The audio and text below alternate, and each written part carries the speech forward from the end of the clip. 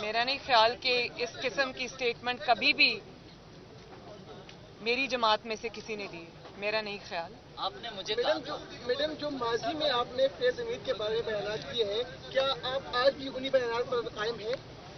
دیکھیں وہ بیانات فیکٹس پہ مبنی تھے اور فیکٹس کبھی نہیں بدلتے. کیا کہیں گے آپ؟ ایک طرف پرائم منسٹر شہباز شریف صاحب سیلاب سے متاثرہ علاقوں کا دورہ کر کے جو ہے اسلام آباد ہلا دینے کی باتیں کر رہے ہیں کہ پورا ملک جام کر دیں گے، اسلام آباد کہہ رہے ہیں، آج بھی پریس کانفرنس کرنے کا اعلان کیا ہے. تو حالات اس وقت کس طرف جا رہے ہیں؟ پاکستان کے حالات کے بارے میں بتائیں. دیکھیں میں یہ سمجھتی ہوں کہ اب ذرا کائنڈلی خاموشی اختیار کریں تاکہ میں بات کر لوں. شکریہ. میں یہ سمجھتی ہوں کہ میں نے ابھی کچھ دن پہلے یہ بات کی تھی اور میں یہ بات ریپیٹ کرنا چاہتی ہوں کہ ایک شخص جو کہ فتنہ ہے، انتشار ہے، تباہی ہے پاکستان کی، اور پھر اوپر سے فورن فنڈڈ ہے، ان طاقتوں نے جو پاکستان کو آگے چلتا ہوا نہیں دیکھنا چاہتی اور پاکستان کی دشمن طاقتیں، انہوں نے اس کو فنڈ کیا ہے. اور یہ کوئی تخیلاتی بات نہیں ہے، اس کا ایویڈنس ایک ایک صفحے پر ای سی پی کے ڈیسیجن میں ہے کہ اس کو کن کن لوگوں نے فنڈ کیا ہے. تو میں یہ سمجھتی ہوں کہ جس شخص کو پاکستان کو تباہ کرنے کے لیے، پاکستان کی سیاست کو تباہ کرنے کے لیے، پاکستان کے انسٹیٹیوشنز کو تباہ کرنے کے لیے، پاکستان کی جو مورل فیبرک ہے، جو پاکستان کی سوسائٹی ہے، اس کو تباہ کرنے کے لیے، پاکستان کی نئی نسل کو تباہ کرنے کے لیے پیسے دے کر، ڈالرز دے کر لانچ کیا گیا ہے. تو وہ شخص تو یہی کرے گا، چاہے وہ حکومت میں ہو. وہ تب بھی یہی کرے گا جب وہ حکومت میں تھا تو اس نے آئی ایم ایف کے ساتھ جس طرح کی ڈیل کی جس کے نتائج آج بھی پاکستان بھگت رہا ہے، اور پاکستان کی معیشت کو اس نے تباہی کے دھانے پر پہنچا دیا، لینڈ مائنز بچھا کے چلا گیا، جس کو آج نہ حکومت اپنا سر توڑ کوشش کے باوجود ایک ایک کر کے چن رہی ہے، بہتری کے راستے پہ لانے کی کوشش کر رہی ہے. لیکن آپ یہ دیکھیں کہ جو کچھ وہ کر کے چلا گیا اس ملک کے ساتھ، لانگ ٹرم اس کے بہت امپلیکیشنز ہیں. اور آپ یہ بھی ایک دیکھیں کہ جاتے جاتے پھر وہ آئی ایم ایف کے معاہدے کی خلاف ورزی کر کے خود ہی جو معاہدہ کیا تھا، اور اس میں اسٹیٹ بینک کو بھی گروی رکھ گیا اور فورن ایجنٹس کو لگا کے چلا گیا.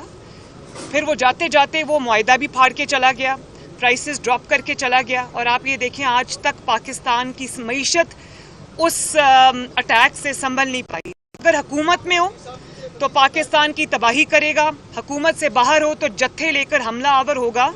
تو میں یہ سمجھتی ہوں کہ سارے جو انسٹیٹیوشنز ہیں، سب انسٹیٹیوشنز، چاہے وہ عدلیہ ہو، چاہے وہ افواج پاکستان ہو، چاہے وہ پولیٹیکل فریٹرنیٹی ہو، چاہے وہ حکومت ہو، میں سمجھتی ہوں کہ سب کو اس چیز پہ کنسنسس ہونا چاہیے کہ یہ ایک فتنہ ہے جو تباہی کے لیے لانچ کیا گیا ہے، جس کی شر سے نہ کسی کا بیٹا محفوظ ہے، نہ کسی کی بیٹی محفوظ ہے، نہ کسی کی بیوی محفوظ ہے، نہ کسی کا کوئی رشتہ دار محفوظ ہے.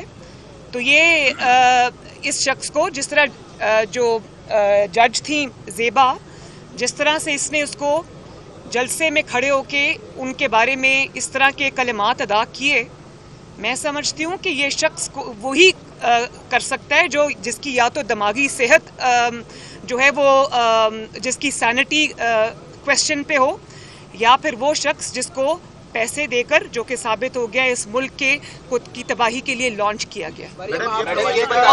اور دوسری آپ نے سیلاب کی بات کی.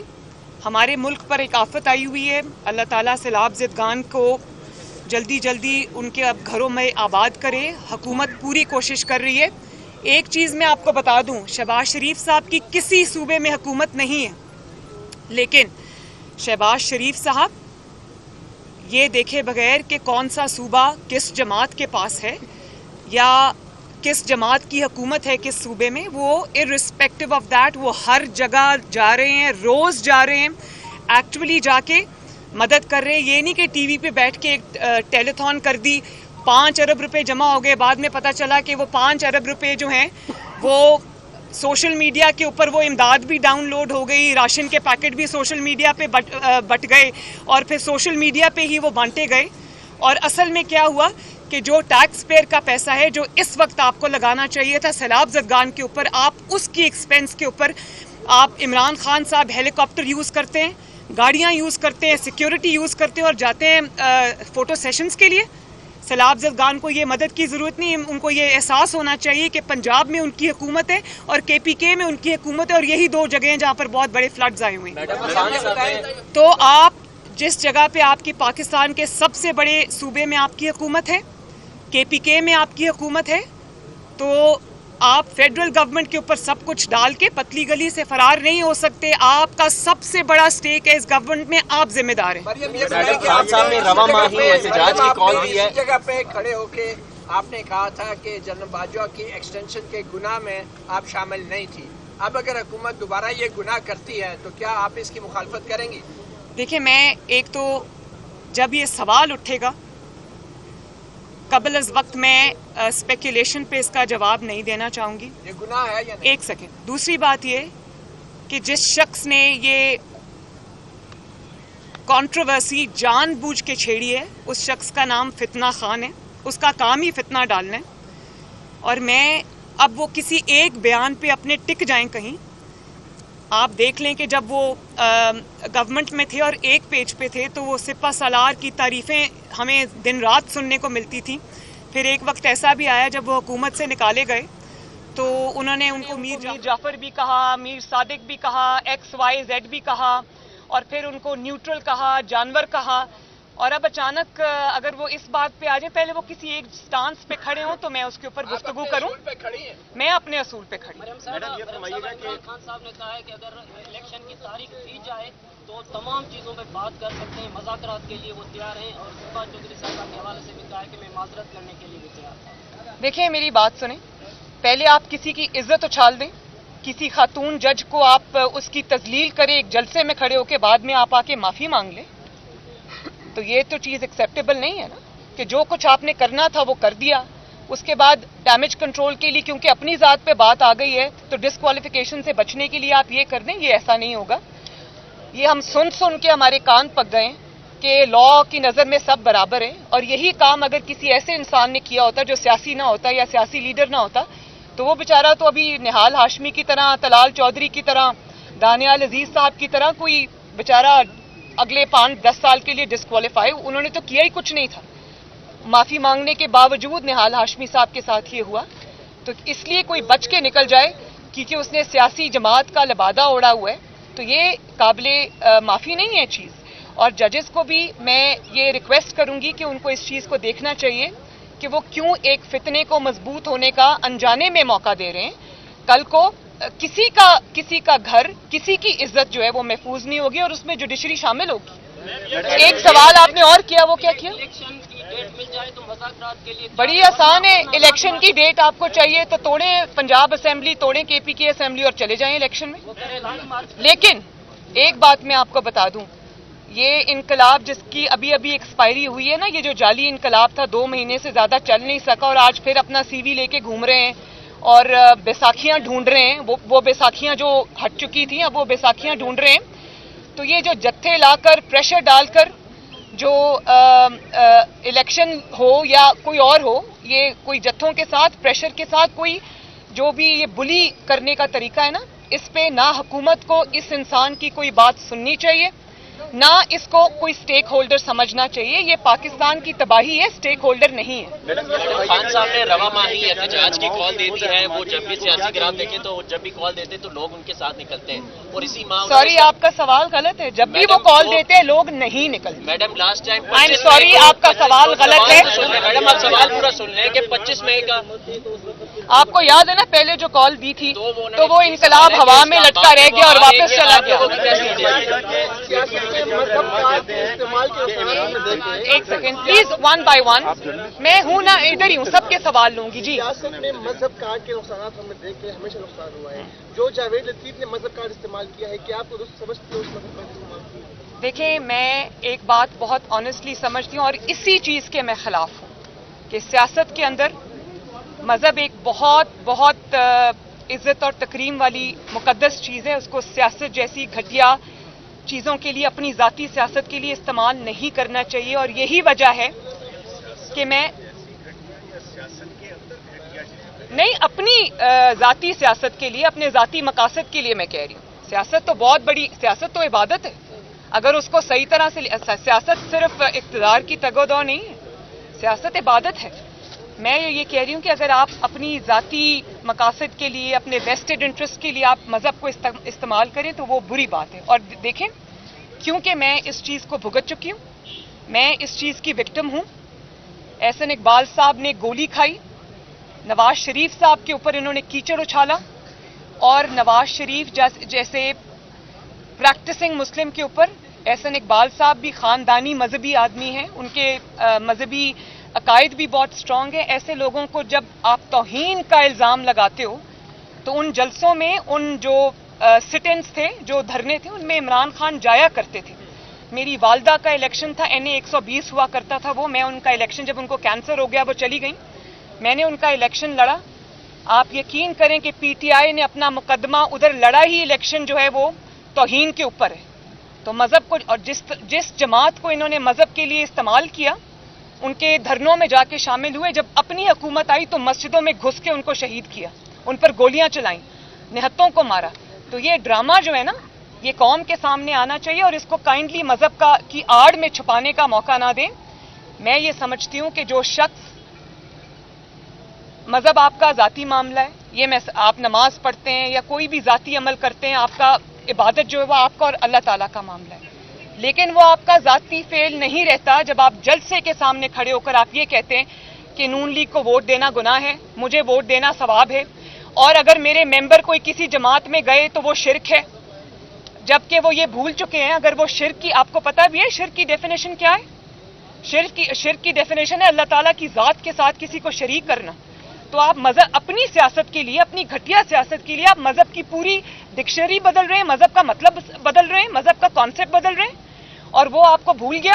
اگر آپ کے بقول یہ شرک ہے تو سب سے بڑے شرک کرنے والے تو آپ ہیں, کیونکہ آپ نے خود ٹی وی انٹرویوز میں یہ اقرار کیا کہ میں اسٹیبلشمنٹ کو یوز کر کے اپنی حکومت میں لوگوں کو ووٹنگ کے لیے لایا کرتا تھا. جب سینٹ کے الیکشن ہوئے تو سب سے بڑا شرک تو آپ نے کیا, جب آپ نے اپنے, صرف اپوزیشن کے نہیں, اپنے سینیٹرز کے لیے بھی ووٹ کرنے کے لیے, اپنے MNAs کو ووٹ کرنے کے لیے بھی آپ نے کنٹینرز میں اسٹیبلشمنٹ سے بند کرایا. تو آپ کی مذہب کی ڈیفینیشن جو ہے وہ اقتدار میں ہوتے ہوئے بدل جاتی ہے, اور جب آپ اپوزیشن میں ہوتے ہیں تو آپ کی مذہب کی ڈیفینیشن بدل جاتی ہے. پھر میرا جو بطور ماں اور بطور پاکستانی میری یہ ذمہ داری ہے کہ میں اس چیز پہ بات کروں. جب آپ ایک مجمع کے سامنے کھڑے ہو کر آپ مذہب کو استعمال کرتے ہیں, آپ یہ کہتے ہیں کہ آپ کیا تشریح کر رہے ہیں, آگے آپ کے نوجوان کھڑے ہیں, لوگ کھڑے ہیں, وہ اپنے گھروں میں ان کانسیپٹس کے ساتھ جا رہے ہیں, آپ کیا کہہ رہے ہیں ان کو؟ آپ ان کو یہ کہہ رہے ہیں کہ میں آپ کو لا الہ الا اللہ کا مطلب سمجھاتا ہوں, اور لا الہ الا اللہ کا مطلب جو ہے وہ آپ نے بالکل سیاست بنا دیا. پھر آپ یہ کہتے ہیں کہ ابھی اس نے ریسنٹلی کیا بات کی کہ جو اس کی ریسنٹ اسٹیٹمنٹ تھی وہ کیا تھی؟ نہیں وہ تو تھی, اور بھی قبر میں سوال ہو گئے. جی, نبی پاک صلی اللہ علیہ وسلم کی ذات کو جب آپ یہ کہتے ہیں کہ جس طرح نبی پاک صلی اللہ علیہ وسلم کو اللہ تعالیٰ کی طرف سے چنا گیا نبوت کو یا جو دین اسلام کا میسج ہے اس کو پھیلانے کے لیے, اسی طرح مجھے بھی چنا گیا, تو آپ کیا بات کر رہے ہیں؟ آپ نے آئینے میں کبھی اپنا مکروہ چہرہ دیکھا ہے؟ آپ کی پوری زندگی کس چیز سے عبارت ہے, کبھی آپ نے دیکھی؟ اور آپ مائک پہ کھڑے ہو کر جملے کستے ہیں خواتین کو, آپ لوگوں کو للکارتے ہیں, جھوٹ بولتے ہیں, کبھی آپ نے ایک سچ نہیں بولا, اور آپ اپنی اس چیز کو عبادت سے تشبیہ دیتے ہیں. آپ کو شرم آنی چاہیے. تو میرا تو پرابلم یہ ہے بطور ماں کہ آپ مذہب کا نام استعمال مت کریں, لوگوں کے جو مذہبی عقائد ہیں ان کو خراب کرنے کی کوشش نہ کریں, کیونکہ یہ اب آپ کا ذاتی فعل نہیں. جب آپ مائک کے سامنے کھڑے ہو کے بات کرتے ہیں تو آپ کو ذمہ داری سے بات کرنی چاہیے, کیونکہ اس سے لاکھوں کروڑوں مسلمانوں کے جذبات مجروح ہوتے ہیں. مریم صاحب ایک سوال کا جواب دیجیے کہ نون لیگ کی حکومت آئی تھی تو کہا گیا کہ ملک دیوالیہ ہو رہا ہے, تو اس کے لیے ہم کو اسٹینس لے رہے ہیں, ڈالر مہنگا, ہر چیز مہنگی, ہر چیز اوپر جا رہی ہے, اوپر سے 70 جو ہے آپ نے وزیر بنا دیے. کنٹریبیوشن نون لیگ کی کیا ہے ملک کی بہتری کے لیے؟ کوئی ایک چیز گنوا دیں ان 6 مہینوں. وہ بھائی ایک سوال کا جواب تو دینے دے ہو, مکس کر دیتے ہو بھائی. یہ دونوں سوالوں کو میں لنک کر دیتی ہوں. دیکھیں، میں نے ابھی آپ کو یہ بات کہی کہ کیونکہ اتنی معیشت کی بری حالت تھی کہ معیشت کو ریوائیو کرنے کے لیے بھی چند سالوں کی ضرورت ہے، چند مہینوں میں یہ کام نہیں ہو سکتا. اب وہ حکومت نہیں ہے جو ہیرے کی انگوٹھیاں لے کر فیصلہ کرتی ہے، یا جو فائلوں پہ دستخط کرانے کے لیے وہ یا زمین لینے کے لیے ان کو ہیروں کی انگوٹھیاں یا رشوت کی ضرورت ہے. یہ وہ حکومت ہے جو دن رات ایک کیے ہوئے مشکل فیصلے لیے ہیں. میں سمجھتی ہوں بھلے میں ان فیصلوں کو سپورٹ کروں یا نہ کروں، لیکن یہ بات سچ ہے کہ شہباز شریف صاحب نے ملک کو ڈیفالٹ ہونے سے بچایا ہے، اور اب آہستہ آہستہ معیشت کی ریوائیول بھی ہوگی انشاءاللہ تعالیٰ. اوپر سے یہ سیلاب آ گیا ہے. میں نے یہ بات بڑی کیٹیگوریکلی کہی ہے، اور میں دوبارہ یہ بات کہتی ہوں کہ جب کوئی بھی تیل کی، بجلی کی قیمتوں کو بڑھانے کا کوئی ڈیسیجن آتا ہے، میں اس ڈیسیجن کو سپورٹ نہیں کرتی، کیونکہ میری پہلی ذمہ داری جو ہے وہ عوام کی طرف ہے. بھلے میری اپنی جماعت کی حکومت ہو یا اتحادیوں کی حکومت ہو، میں اس ڈیسیجن کو اون نہیں کرتی، اور میں اس گورنمنٹ کو یہ ریکویسٹ بھی کروں گی، اور میں یہ کہوں گی کہ خدارہ اس چیز پہ توجہ دیں، اور عوام کو بجلی کی قیمتوں میں بہت لمبے لمبے بل آئے ہیں. لوگوں کو جتنی ان کی تنخواہ ہے اتنا اس سے زیادہ ان کو بل آیا ہے. تو میں بالکل اس فیصلے کو سپورٹ نہیں کرتی، اور اس کو ٹھیک کرنے کے لیے کوشش ہونی چاہیے. ہاؤ ایور میں یہ سمجھتی ہوں کہ اس کو معیشت کا جو حال عمران خان کر کے چلا گیا ہے، ڈبو کے چلا گیا، اس کو ٹائم لگے گا. خان صاحب کہتے ہیں میں بہت خطرناک ہو گیا ہوں. 70 وزراء آپ نے بنا دی، حالت ملک کی یہ ہے. پلیز یہ تھوڑا سا وہ کس لیے بنے؟ سب کو راضی کر رہے ہیں؟ پتہ کر کے بتاؤں گی. میڈم خان صاحب تو کہہ رہے ہیں کہ میں بہت خطرناک ہو گیا ہوں اپنے مخالفین کے لیے. میں تو پہلے یہ کہہ رہی ہوں کہ یہ شخص ملک کے لیے خطرناک ہے، مخالفین کے لیے نہیں. اگر یہ لاڈلا نہ رہے تو مخالفین کو اس کو ڈیل کرنا یہ کام ہے. ہم نے لاکھ کی لکیریں نکالی ہیں تو ہمیں $1.25 ارب ملا ہے. اب ہم جو ہے $500 ملین کے وہ پرزے خرید رہے ہیں جہازوں کے، ڈیفینس بجٹ 6% بڑھا رہی ہیں. دوسری طرف آئے دن بجلی کی قیمتوں میں اضافہ ہو رہا ہے. کیوں ہم اپنی بیسک پالیسی کو چینج نہیں کر رہے کہ اپنے جو اخراجات ہیں، باقی اخراجات اسپیشلی ڈیفینس کے جو سب سے بڑے اخراجات ہیں، ان پہ کب کٹ لگے گا؟ دیکھیں، یہ انٹرم میں تو فیصلے نہیں ہو سکتے. انشاءاللہ تعالیٰ اگلی گورنمنٹ جب آئے گی، الیکٹ ہو کر آئے گی، 5 سال کے لیے آئے گی، تو یہ پالیسی ہے. پالیسی بنانے کے لیے یہ ابھی تو صرف فائر فائٹنگ ہو رہی ہے معیشت کو اس میں سے نکالنے کے لیے. تو یہ بیسکلی پالیسی ڈیسیجنز ہیں جو انشاءاللہ تعالیٰ آنے والے وقت میں جب ایک سٹیبل حکومت آ جائے گی 5 سال کے لیے، وہ اپنے پالیسی ڈیسیجنز خود لے گی.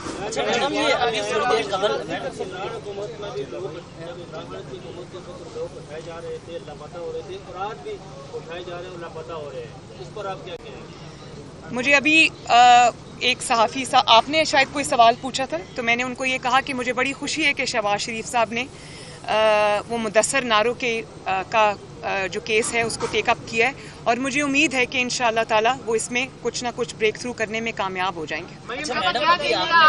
الیکشن جو ہے آپ پہلے ہوتے دیکھ رہی یا پھر حکومت جو ہے عمران خان جو اسلام آباد کا مارچ کر رہے ہیں، ماضرائی کرنے آ رہے ہیں، اس سے نمٹنے کی تیاری کر رہی ہیں؟ آپ کی کیا؟ میں تو پہلے یہ بات کہہ چکی ہوں.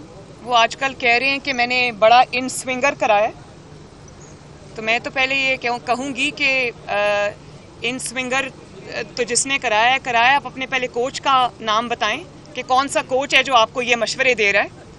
اور دوسری بات میں نے آپ کو ابھی کہی ہے کہ عمران خان کا جو لاڈلا پن ہے اس کو پروٹیکشن دینے والے اگر اپنی اس چیز کو چھوڑ دیں، اس روش کو چھوڑ دیں، تو عمران خان کو سارٹ آؤٹ کرنا 3 دن سے زیادہ کا کام نہیں ہے. کیونکہ کون دے رہا ہے؟ یہ تو اللہ بہتر جانے کون دے رہا ہے. وہی جو کوچ صاحب ہیں وہی دے رہے ہیں. اچھا میڈم، ابھی آپ نے نام ایک لیا اپنی پریس کانفرنس میں گفتگو کرتے ہوئے، ہونے جا رہے ہیں اور اس میں مسلم لیگ نون کو کون لیڈ کرے گا؟ دیکھیں، آئیڈیلی انشاءاللہ تعالیٰ جو الیکشن ہے وہ اپنے ٹائم پہ ہونا چاہیے. کسی بلی کے، کسی فورن فنڈڈ فتنہ کے پریشر پہ کوئی فیصلہ نہیں ہونا چاہیے، اور الیکشن کو 5 سال بعد اپنے ٹائم پر ہونا چاہیے، اور اپنے ٹائم پر امید ہے انشاءاللہ تعالیٰ کہ اپنے ٹائم پہ ہی ہوگا. دوسرا سوال کیا تھا آپ کا؟ جب انشاءاللہ تعالیٰ ہم الیکشن کے قریب پہنچے تو جو لیڈرشپ ہے، نواز شریف صاحب، شہباز شریف صاحب، وہ بیٹھیں گے اور جماعت جو ہے وہ ڈیسیجن لے گی. अच्छा मैडम, अभी आपने एक नाम लिया जनरल फैज हमीद का, सवाल के जवाब में ये बताइए कि जनरल फैज हमीद के अलावा भी कोई और था किरदार? वैसे मैं principally I am not talking about PMLN only, principally I agree with that, क्योंकि जब आप हुकूमत में आ जाते हैं तो जमात सफ़र करती है, बिकॉज आपके पास टाइम नहीं होता। तो मेरे आइडियली अगर ऐसा हो सके तो जमात का और हुकूमती ओहदा जो है वो अलग-अलग होना चाहिए, ताकि जमात भी सफ़र ना करे। जमात एक बहुत बड़ी रिस्पॉन्सिबिलिटी है। 4 साल PTI की हुकूमत रही और आपने शदीद तनकीद का निशाना बनाया कि कश्मीर में लॉकडाउन उन्होंने सौदा कर दिया, जबकि आपकी हुकूमत के आए हुए 6 महीने तो एक दफ़ा भी कश्मीर का जिक्र नहीं हुआ। खाली सवाल थे कि इमरान खान साहब ने भी स्टेटमेंट दिया कि नून लीग अब भूल गई है कश्मीर को। नहीं, बिल्कुल नहीं भूली। नून लीग क्यों भूलेगी कश्मीर को? नवाज शरीफ साहब ने अपने 5 साल में जिस तरह कश्मीर का UN में भी खड़े होकर मुकदमा लड़ा था, वो तस्वीरें जो दिखाई थी बुरहान वानी साहब की, वो आज तक दुनिया को याद है, आज तक याद है। लेकिन ये जो कश्मीर के ऊपर सौदा कर, वो ट्रंप की पाँव में बैठकर सौदा करने का जो ये करके आया था इमरान खान, ये नमोशी इसके माथे से ये कलंक हटाया नहीं जा सकता। ये दूसरों को जिम्मेदार ना ठहराएं। इनका तरीका यही है कि जिस चीज़ से अपने हाथ रंगे हो वो दूसरों पे थोप दो। इसी तरह ये जो अभी इन्होंने पहले जब निकले हुकूमत से तो इन्होंने मेरे खिलाफ दी और एंटी अमेरिका नारे अपने खुद भी लगाए और अपने जलसों में भी लगवाए और कहा कि मेरे ख़िलाफ़ फ़ौरन साजिश हो गई है और मेरे ख़िलाफ़ ये इम्पोर्टेड हुकूमत आ गई है। तो आप इस शख्स की ज़हनी हालत देखें, ये मेंटली डिरेंज्ड आदमी है और मैं ऑनेस्टली समझती हूँ कि मेंटली चैलेंज्ड है। आप ये देखें कि अब क्या हो रहा है, अब 25,000 रुपया देकर $25,000 पे डेविड फेंटन को हायर किया है कि सेनेटर्स और कांग्रेसमैन में लॉबी करने के लिए, जिस डेविड की नॉन पोजीशन है कि वो पाकिस्तान के एटॉमिक प्रोग्राम के ख़िलाफ़ खड़ा रहा है और कैंपेन करता रहा है, उसको इसने हायर कर लिया है। तो मैं ये अभी जो एम्बेसडर रफ़ेल आई थी, उनसे खुफिया जो मीटिंग कर रहे थे, तस्वीर बाहर आ गई। तो मैं ये पूछना चाह रही थी कि उनको क्या बता रहे थे। उनको ये बता रहे थे कि मैंने पहले ये ड्रामा किया कि मुझे अमेरिका ने निकाल दिया और आज रेड कार्पेट बिछा के उनके इस्तकबाल हो रहे हैं। तो मैं ये समझती हूँ कि जिस शख्स की ज़हनी सेहत दुरुस्त ना हो, उसकी 3 दिन पहले की जो उसकी स्टेटमेंट है वो आज की स्टेटमेंट से ना मिलती हो, मैं उस बंदे के बारे में क्या बात करूँ भाई। अच्छा मैडम, अभी आपने एक सवाल के जवाब में जनरल फैज का जिक्र किया। जनरल बाजवा भी आर्मी चीफ रहे हैं, 2018 के बाद उनका कोई किरदार था या सिर्फ जनरल फैज आपका टारगेट है? मेरा टारगेट कोई भी नहीं है, मैं किसी को पर्सनली टारगेट नहीं करती। मैंने जो फैक्ट्स थे वो मैंने सिर्फ बात नहीं की, वो मैं अदालत में